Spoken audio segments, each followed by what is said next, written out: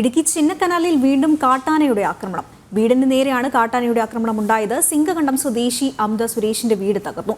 ഈ സമയം വീട്ടിൽ ആളില്ലാതിരുന്നതിനാൽ വലിയ അപകടമാണ് ഒഴിവായത്. പുലർച്ചെയോടെയാണ് സിംഗകണ്ഠത്ത് കാട്ടാനയുടെ ആക്രമണമുണ്ടായത്. മേഖലയിലെത്തിയ കാട്ടാന കൃഷിവിളകൾ പൂർണ്ണമായും നശിപ്പിച്ച ശേഷം വീട് ആക്രമിക്കുകയായിരുന്നു. തകര ഷീറ്റ് ഉപയോഗിച്ച് നിർമ്മിച്ച വീട് പൂർണ്ണമായും തകർന്നു.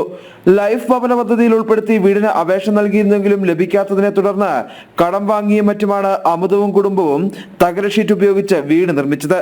കാട്ടാന വീട് തകർത്തതിനൊപ്പം വീട്ടിനുള്ളിൽ ഉണ്ടായിരുന്ന സാധനങ്ങൾ വലിച്ച് പുറത്തിട്ട് നശിപ്പിക്കുകയും ചെയ്തു.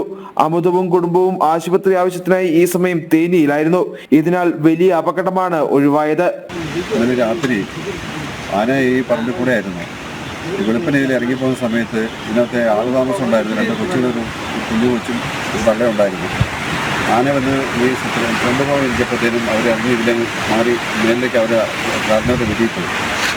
ഇത് ഈ അരിക്കൊമ്പനെ കഴിഞ്ഞും ഒരു മോശമായ നിലയിലാണ് ഈ ചക്കക്കൊമ്പ നിന്നുകൊണ്ടിരിക്കുന്നത്. അതുകൊണ്ട് ഈ വീടിൻ്റെ പൂർണ്ണമായി നഷ്ടപ്പെട്ടിട്ടുണ്ട്. അത് കാരണം ഫോറസ്റ്റ് വകുപ്പിൽ നിന്നും ഗവൺമെൻറ്റിൻ്റെ ഭാഗത്തു നിന്നും എത്രയും പെട്ടെന്ന് ഇതിനൊരു നടപടി ഉണ്ടായി അവർ താമസയോഗ്യമായ നടപടികൾ ഉണ്ടാക്കി തരണമെന്നാണ് എനിക്ക് പറയാനുള്ളത്. ചക്കക്കൊമ്പനാണ് ആക്രമണം നടത്തിയതെന്നാണ് നാട്ടുകാർ പറയുന്നത്. മേഖലയിൽ കഴിഞ്ഞ 4 ദിവസമായി വൈദ്യുതി ബന്ധമില്ല. ഇതിനാൽ തന്നെ ജനവാസ മേഖലയിലെത്തിയ ആനയെ തുരത്താൻ സാധിച്ചിരുന്നുമില്ല. നേരം പുലർന്ന ശേഷമാണ് ആനയെ മേഖലയിൽ നിന്ന് മാറ്റിയത്.